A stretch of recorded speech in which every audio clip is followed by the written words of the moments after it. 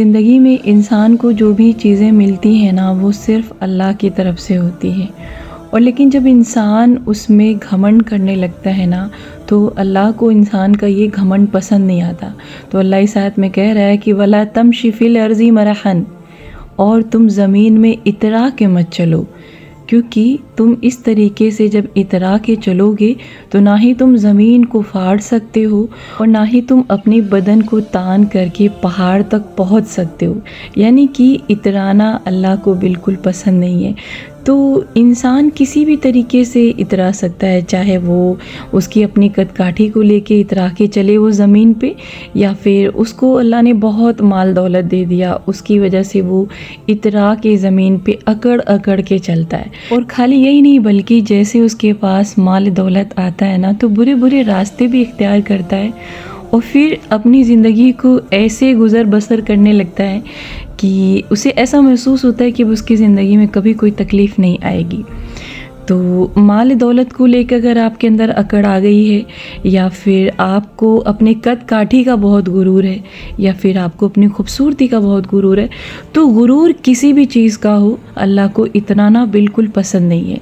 तो अल्लाह जब आपको कोई चीज़ नवाजता है ना, तो वहाँ पे आपको बहुत आजिज़ी और इनकिसारी के साथ अल्लाह के सामने झुकना चाहिए और हर उस चीज़ पे अल्लाह का शुक्र अदा करना चाहिए जो अल्लाह ने आपको नवाजा है। लेकिन आम तौर पर लोगों को जब अल्लाह किसी चीज़ से नवाजता है ना, तो अफ़सोस की बात है कि वो बहुत ज़्यादा घमंड में मुब्तला हो जाते हैं और बुरे बुरे रास्ते को इख्तियार करने लगते हैं और उनके अंदर ज़रा भी खौफ नहीं होता है, ज़रा भी अल्लाह के बारे में सोचकर उनको डर नहीं लगता है कि वो जो गलत काम कर रहे हैं या फिर जो गलत रास्ते वो चुन चुके हैं, उसकी वजह से उनकी ज़िंदगी में कितना बड़ा बदलाव आ सकता है। क्योंकि अल्लाह देता है तो ले भी सकता है और लेने में ज़रा भी टाइम नहीं लगता है, चाहे आपके पैसे हों या फिर चाहे आपकी खूबसूरती हो या फिर चाहे आपकी कद काठी हो। अल्लाह को सिर्फ कुन कहने की देरी होती है एंड उसके बाद आपकी ज़िंदगी पूरी तरीके से बदल जाती है। बहुत सारे लोग ऐसे, आप उनको देखिए, उनसे लेसन लीजिए कि वो कैसे थे, फिर उनके साथ क्या हुआ और फिर सब कुछ बदल गया, तहस नहस हो गया सब कुछ। तो घमंड नहीं करिए आप किसी भी चीज़ को लेके। अल्लाह ने आपको जितना नवाजा है उससे कई गुना अल्लाह का शुक्र अदा करिए। उठते बैठते चलते फिरते जितना आप अल्हम्दुलिल्लाह कहने की आदत डालेंगे, जितना आप अल्लाह का शुक्र अदा करेंगे ना, अल्लाह आपको नवाजेगा। और जहाँ कहीं आपसे कोई गलती हो रही ना, अस्तगफिरुल्लाह कहने की आदत डालिए, क्योंकि माफ़ी मांगना एक बहुत बेहतरीन क्वालिटी होती है। और जब आप अपने अल्लाह से माफ़ी मांगते हैं ना किसी भी चीज़ के बारे में, तो फिर आप ये समझिए कि आपके ऊपर नवाजिशों की बारिश होनी शुरू हो जाती है। तो अस्तगफिरुल्लाह के बहुत बड़े फ़ायदे, एक तो आपके गुनाह भी माफ़ होते हैं, दूसरे आपके रिस्क में कुशादगी भी आती है।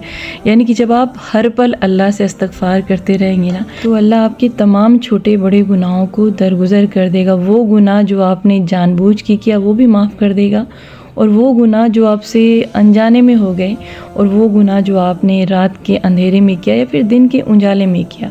अस्तगफिरुल्लाह की आदत जब आप बना लेंगे ना, तो आपके तमाम गुनाह माफ़ होते रहेंगे। एंड सेकंड चीज़, आपको अल्हम्दुलिल्लाह हर पल अपनी ज़ुबान पे रखना है, क्योंकि जितना ज़्यादा आप शुक्र अदा करेंगे अल्लाह का ना, उतना ज़्यादा अल्लाह आपको देता जाएगा। आप लेते लेते थक जाएंगे, लेकिन वो देते देते नहीं थकेगा।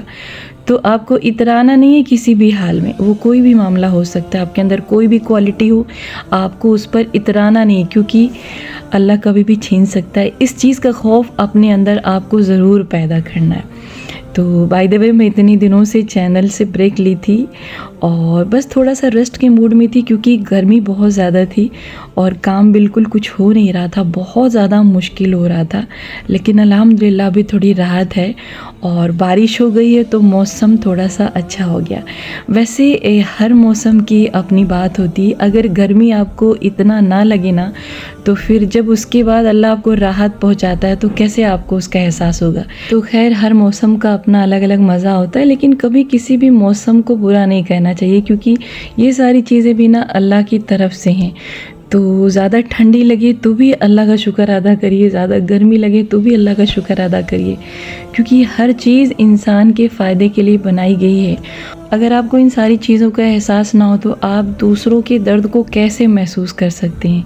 आपके पास तो एसी होगी, लेकिन वो गरीब जो सड़क पे सोए पड़े होते हैं, जो मतलब चिलचिलाती धूप में कहीं भी बैठे होते हैं, आप उनके दर्द को कैसे महसूस करेंगे। तो गर्मी जब आपको लगती है एसी होने के बावजूद भी, कूलर होने के बावजूद भी, तब तो और ज़्यादा आपके दिल में तड़प होनी चाहिए उन लोगों के लिए जिनके पास ये सब नहीं है।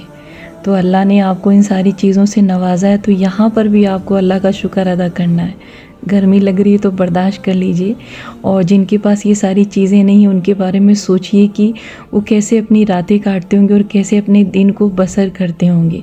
तो हमेशा अपने से नीचे वालों को देखिए, ताकि आपके दिल में शुक्र का जज्बा पैदा होगा, क्योंकि अगर आप अपने से ऊपर वालों को देखेंगे ना तो फिर आपको सब अपनी ज़िंदगी में कम ही लगेगा।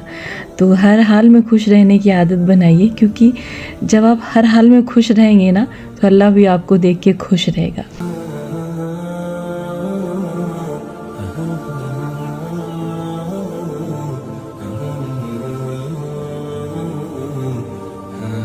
तो फ़िलहाल ये सारी ग्लास मेरे पास तकरीबन मुझे लगता है कि 15-16 साल से रखी हुई हैं। प्लास्टिक की ग्लास है, इसका कोई यूज़ पहले भी नहीं हुआ था और अभी भी मुझे लगता है आगे नहीं होगा। तो मुझे लगा कि इसको हम गार्डन में यूज़ करें, तो इसके नीचे हम होल कर रहे हैं। तो इस तरीके से आपके पास जो भी एक खाली ग्लास हो प्लास्टिक या प्लास्टिक के डब्बे हो, तो आप उसको अपने गार्डनिंग में यूज़ कर सकते हैं, लेकिन उसके पहले इसमें होल बनाना ज़रूरी है। तो खैर चलते हैं यहाँ पर गार्डन का काम देखने। और इस बीच गार्डन का बहुत सारा काम हुआ, क्योंकि जितनी भी सब्जियाँ थी उनके पेड़ को निकालना बहुत मुश्किल था, क्योंकि जब जड़ें बहुत स्ट्रॉन्ग हो जाती हैं ना तो बहुत मुश्किल होता है उसको निकालने में। तो गर्मी तो थी, लेकिन गार्डन के काम कभी रुकने वाले नहीं होते हैं। अगर आपने एक बार इसकी शुरुआत कर दी है ना तो फिर हर मौसम में आपको इसको छोटे बच्चों की तरह संभालना पड़ता है। तो खैर अभी तो जून के लास्ट वीक स्टार्ट होने वाले हैं, तो यहाँ पर मुझे सीड डालना था, उसकी मैं तैयारी कर रही थी ऊपर। तो खैर अभी यहाँ पर मैं सदाबहार की कटिंग ले रही थी, और इसकी कटिंग बारिश में लग जाती है। तो ये पर्पल वाला यहाँ पर अपने आप उगा है, यानी कहीं और उगा था, यहाँ पर मैंने इसको रिपोर्ट किया है। और ये वाइट वाला भी अपने आप उगा है। तो हालांकि मेरे पास ऑलरेडी वाइट कलर के सदाबहार थे, लेकिन ये दोनों ना अल्लाह की तरफ से सौगात है अल्हम्दुलिल्लाह। तो इनकी कटिंग लग जाती है। तो बारिश में यूँ तो बहुत सारे ऐसे पेड़ हैं जिनकी कटिंग लग जाती है, लेकिन ये उनमें से एक है जो मुझे बहुत प्यारा और खूबसूरत लगता है। इसका फूल और हर कलर में होता है लगभग, और मैंने कई कलर लाए थे, लेकिन एक दो मुझे लगता है कि पेड़ ख़राब हो गए। लेकिन अभी जो भी मेरे पास है ना उनकी मैंने कटिंग जो है लगाई थी पहले भी, उसमें भी हम सक्सेस रहे अल्हम्दुलिल्लाह। और अभी इनको जो है ग्लास में लगा देते हैं। तो एक दो दिन पहले भी मैंने इसको पॉट में, ब्लैक कलर के पॉट में जो है लगाया था। तो ये एक पेड़ आपको 30 रुपये के मिल जाएंगे किसी भी नर्सरी में, लेकिन अगर आप एक पेड़ ला लेते हैं उससे कई मल्टीप्लाई आप कर सकते हैं।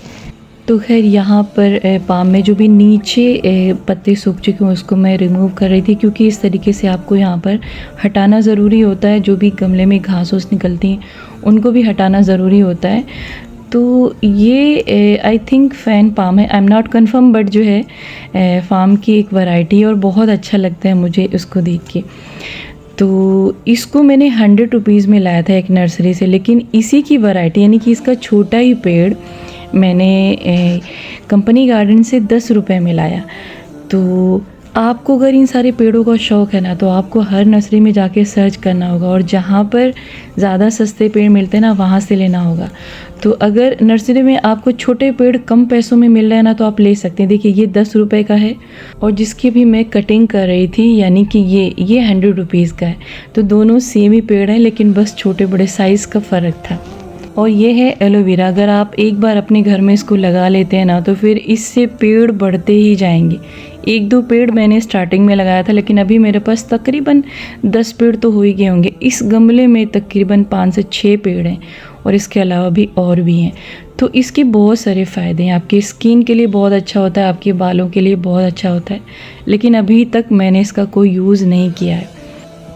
तो चलिए जी, अब बात कर लेते हैं यहाँ पर सब्जियों की सीड के बारे में। तो ये सीड आई थिंक 6 महीने पुरानी है, या फिर इसके पहले जब मैं रमज़ान में लाई थी तब की कुछ इसमें सीड रखी हुई हैं। तो हम इनको जो है ट्राई करेंगे कि ये लगती हैं कि नहीं लगती हैं, क्योंकि अगर आपके पास पुरानी बीज रखी हुई हैं तो थोड़ा सा डाउट होता है कि वो उगेंगी या नहीं। तो फ़िलहाल ये है धनिया की सीड। और धनिया जब आपको लगाना हो ना तो उसको डायरेक्ट नहीं लगाइए। धनिया के बारे में अगर मैं आपको बताऊँ ना, मैं बहुत ज़्यादा परेशान हुई थी, क्योंकि शुरू में मुझे कोई भी एक्सपीरियंस नहीं था। मैं डायरेक्ट उसको डाल दे रही थी और एक भी धनिया की पत्ती उग नहीं रही थी। इस तरीके से तकरीबन 1 साल तक मैंने स्ट्रगल किया था और मुझे पता ही नहीं चल पा रहा था कि हाँ, धनिया कैसे उगाई जाती है। तो खैर, जब आपको धनिया उगानी हो तो धनिया को यानी कि उसकी सीड को तकरीबन 24 घंटे या फिर 72 घंटे ज़रूर पानी में भिगा के रखिए, क्योंकि इससे वो बहुत जल्दी उगती है। और इनके अलावा जितनी भी सीड होती है ना, उनको भी आप भिगाइए, लेकिन इतने टाइम तक नहीं। तकरीबन आप 1 रात के लिए छोड़ सकते हैं, या फिर सुबह में आप भिगा लें और शाम को आप इसको डाल दें अपने गमले या ग्रो बैग में। तो धनिया की सीड और कद्दू, लौकी और करेले और इस तरीके की खीरे या फिर जो है ककड़ी, जो भी आपके सीड होते हैं उसको आप डायरेक्ट ग्रो बैग में डाल सकते हैं। लेकिन अगर आप टमाटर या फिर मिर्ची या फिर बैगन के सीड को ग्रो कर रहे हैं ना, तो पहले उसको आप कोकोपीट और वर्मी कंपोस्ट के मिक्सचर में जो है लगाइए, तब आपकी बीज ग्रो करेगी। लेकिन आपको इसको भी भिगाना है, क्योंकि बिना भिगाए अगर आप डालते हैं ना तो यहाँ पर भी थोड़ा सा डाउट होता है, पता नहीं उग पाएगा कि नहीं। क्योंकि जब मैंने इसके पहले किया था ना तो कुछ बीज उगी थी और कुछ नहीं उगी थी। हालांकि ये सारी पुरानी सीड है, इसमें थोड़ा मैं डाउटफुल अभी भी हूँ कि पता नहीं ये सक्सेस होता है कि नहीं। लेकिन इंशाल्लाह अल्लाह ने अगर चाहा तो ग्रो हो जाएगा बीज। लेकिन अभी मैं नई बीज भी लाऊंगी और अभी तो बस स्टार्ट ही हुआ है, यानी कि आप जून के लास्ट वीक में ये सारी चीज़ें स्टार्ट कर सकते हैं।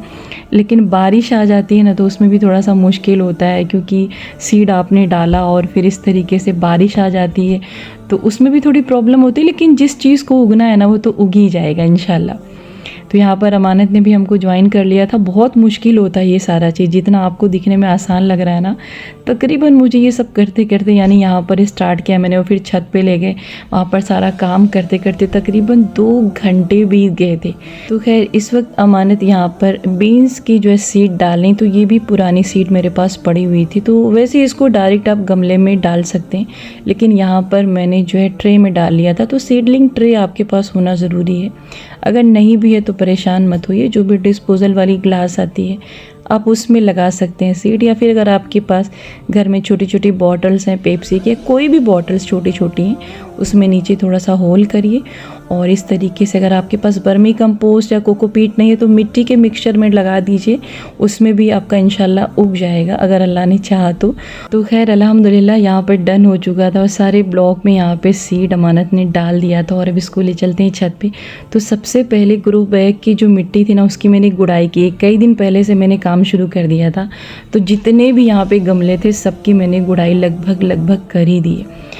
तो गुड़ाई करने के बाद आपको मिट्टी पे पानी डालना है, डायरेक्ट आपको बीज नहीं डालना है। पहले आप पानी डालिए, क्योंकि जब आप जो है सूखी मिट्टी पे बीज डाल देते हैं, फिर उसके ऊपर आप मिट्टी अप्लाई करते हैं, फिर पानी डालते हैं ना, तो आपकी बीज तैरने लगती है।